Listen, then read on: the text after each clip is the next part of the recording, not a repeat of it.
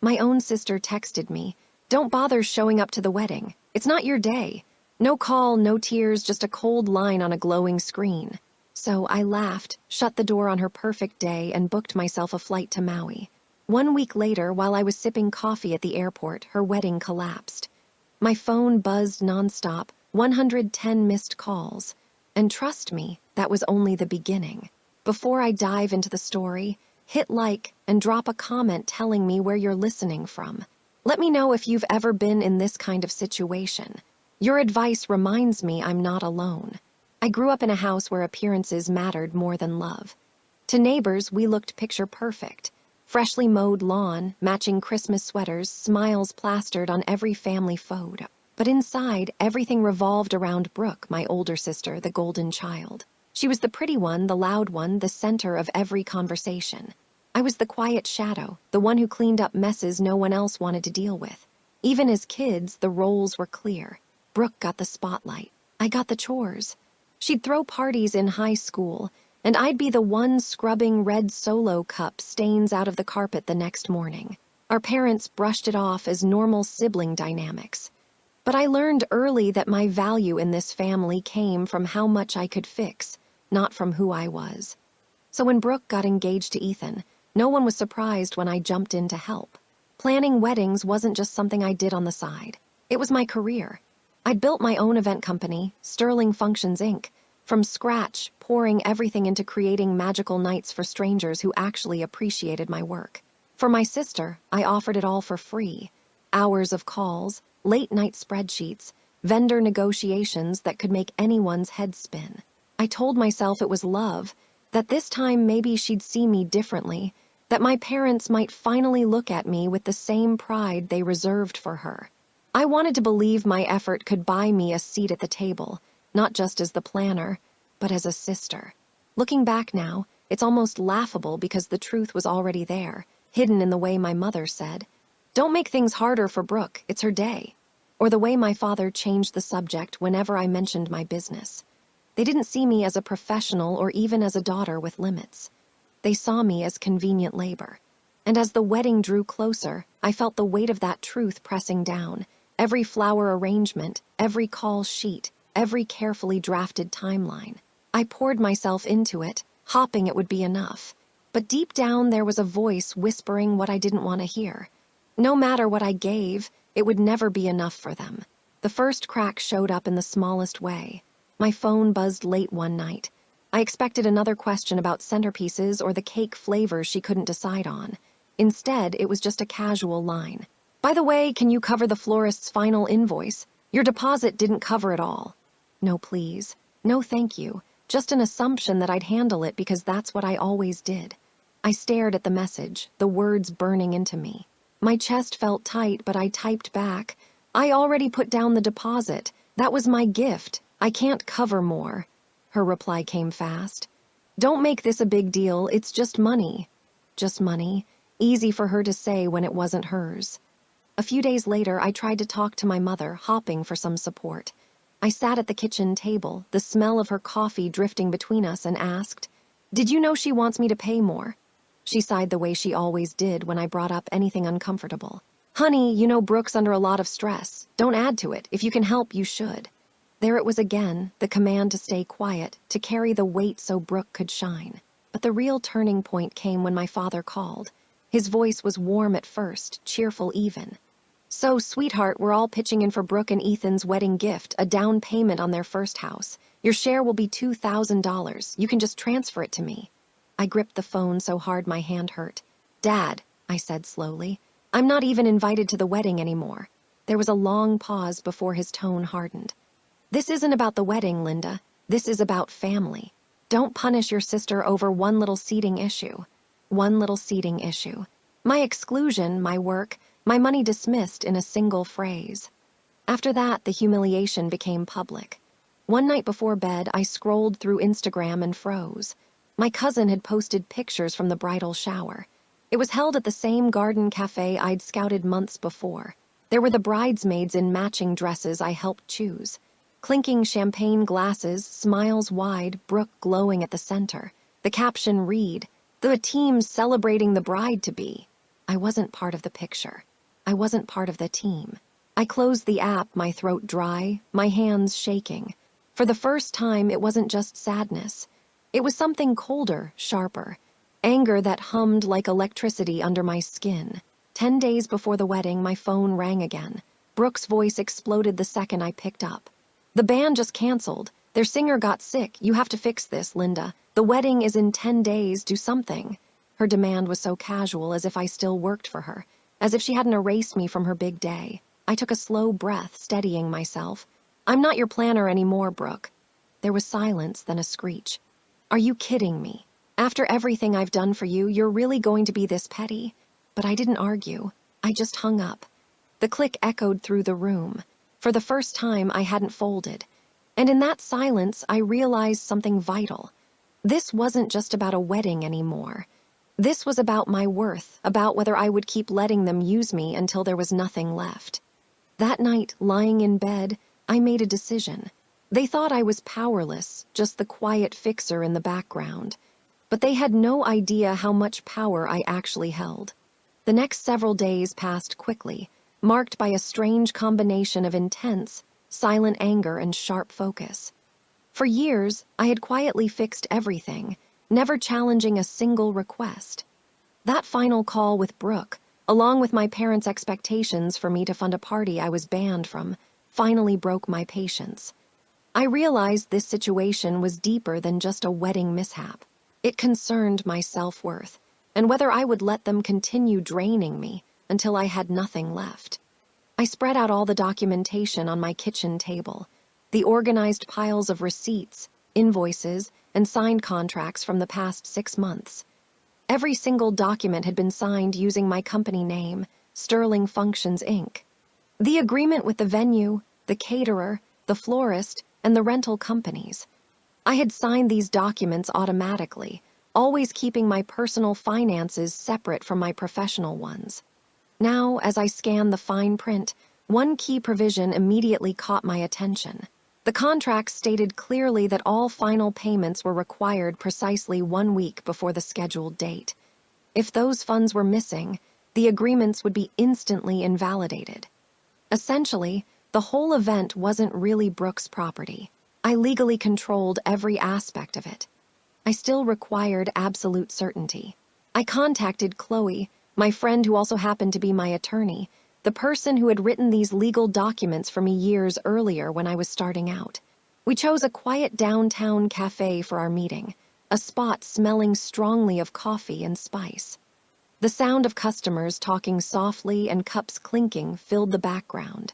My hands shook as I pushed the vendor folder toward her, even though I tried to keep a calm face. Chloe examined the contracts with her characteristic composure. After a few minutes, she looked up, her expression steady. "Linda," she confirmed, "your company is the official client listed here. Legally, the vendors must follow your direction. Failure to meet the payment deadline allows you to cancel everything. Your deposits must then be returned directly to your Sterling Functions, Inc. account." Her statement brought both instant relief and deep surprise. I suddenly understood I was not helpless. I was more than just a sister they could easily throw aside. I held complete control over the situation. Would this be petty of me if I went through with it? I asked quietly. Chloe disagreed immediately. "This is not petty, it's strictly professional. They disregarded your services and effort. You are fully justified in withdrawing that support." That evening, the light from my laptop screen lit up my lonely apartment. The blinking cursor seemed to challenge me, pushing me to finally take action. I wrote separate emails for the 4 main vendors. My language remained polite and professional, completely devoid of emotion or rage.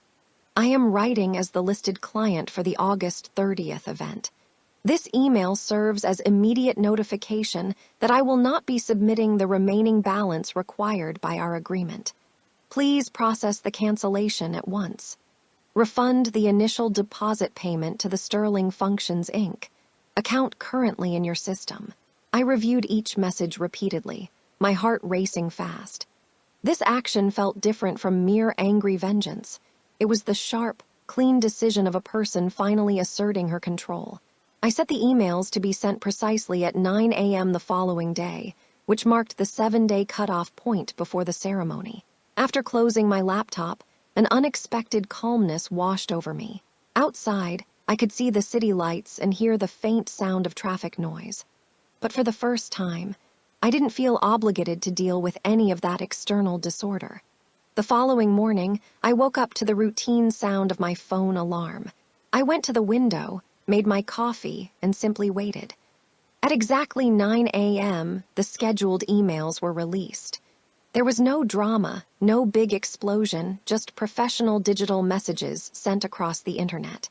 For the next few hours, everything remained quiet. I pictured the vendors checking their inboxes, reading my message, and beginning to make necessary phone calls. Then, just past noon, my sister's phone must have started ringing constantly. The results would begin showing up, one devastating phone call at a time. I continued sipping my coffee, completely steady and calm. Now I wasn't seeking their approval. I was just waiting to hear the inevitable collapse of everything they had taken for granted. The crisis started when Mr. Delgado, the venue manager, called. The original story was that he called Brooke at noon while she was choosing nail polish with her bridal party. Although I wasn't there, I could easily picture the scene. Her initial laughter, believing it was a minor error, followed by her smile disappearing when he stated in his standard, polite manner, "I apologize, Miss Brooke. We received a cancellation notice from Sterling Functions, Inc. Your booking has been immediately released." Within the next 60 minutes, the calls came from the catering service, then the florist, and finally the linen supplier. Each person delivered the same devastating, yet professional, news. No payment meant no wedding. My own phone finally started buzzing aggressively across my kitchen counter. I saw Brooke's name flashing and allowed it to ring twice before I answered. I put the call on speaker and leaned back, keeping my tone relaxed while her world fell apart on the other end. "What exactly did you do?" Brooke shrieked with panic. I could hear complete chaos in the background, my mother yelling and my father's loud voice booming, likely from the living room. "The venue just canceled. The caterer, too. They all claimed you pulled the plug." I slowly took another drink of coffee before I spoke. "I didn't actually do anything. I only chose not to send the final payments. You clearly stated that I had no place at your wedding, so I removed my services and my company from it." "You ruined my wedding just to get revenge," she screamed, her voice completely raw. "No," I replied with a calm tone. "You ruined your own wedding when you decided I wasn't worth a seat at your table. You cannot dismiss me, then demand my professional work still supports you." There was a moment of silence before my mother's voice cut in, sharp and full of fury. "Linda, how dare you act this way? This is your sister's special day. You are required to fix this immediately." "I cannot fix it," I answered. My voice was gentle and quiet, which seemed to infuriate them even more. "The contracts are already null and void. The deposits have been returned to my business account. It is finalized. You will give that money back." My father bellowed so loudly, I had to pull the phone away from my ear. "No," I stated. "That money was never intended as a gift. It was a business transaction, and I refuse to let you keep treating me like I'm free labor." For the first time ever, I didn't apologize or scramble to explain myself. My words simply landed, firm and solid, into the silence that followed. On the other end, I could hear Brooke completely breaking down. Her sobs were harsh, desperate, and angry. "You have no idea what you've caused. Guests are flying in. Ethan's family is already here," she wailed. "And yet somehow you made no room for me," I interrupted. My voice became sharp for the first time. "Did you hear what you just said? You got rid of me and still expected me to carry all the burden." Her weeping turned into pure hatred. "You're pathetic. You were always jealous. You will end up dying alone with your business spreadsheets and contracts, and nobody will ever truly love you the way we love Brooke." That comment hurt, I admit it, but I forced myself to remain steady. "Perhaps so," I said softly, "but at least I will never need to beg for tiny scraps of affection from people who only know how to take." The line fell completely silent. No cries, no screams, just nothing. In that moment of absolute stillness, I knew they finally understood. This was not just a fit of childish rage. This was the definite end of me being their human doormat. I pressed the red button myself to end the call, my hand perfectly steady. The subsequent days were filled with a torrent of aggressive voicemails, hostile text messages, and even direct threats. At one point, my father drove to my apartment building. He was aggressively pounding on the lobby door, demanding that I come downstairs immediately to resolve the family crisis. I simply stayed inside my unit, with the lights off, and watched through the window until he finally drove away. For once, I maintained my stance and did not cave in to their pressure. Then came the scheduled wedding day. While Brooke and my parents desperately attempted to salvage any remaining parts, scrambling to find new venues, begging vendors who were already fully booked, I was waiting at the airport, my suitcase beside me. The ambient noise of travel announcements and departures filled the air. I ordered a coffee, switched my phone to silent mode, and handed my boarding pass to the agent. As the airplane ascended into the sky, I imagined Brooke in her white gown, standing in a nearly empty reception hall, without any flowers, music, or food. That image wasn't about sweet victory. It was about true justice, the kind that arrives when a person finally refuses to be exploited. When my phone started buzzing again, indicating 40 new notifications and 70 more missed calls, I was already high above the Pacific Ocean, watching the sunlight reflect off the water. For the first time in many years, that widespread crisis was no longer my responsibility to fix. The most surprising part about walking away was how incredibly light I felt. I honestly expected to feel regret or maybe overwhelming guilt, but instead, I experienced a vast emptiness, like I could finally take a full breath without their constant demands weighing down on my chest.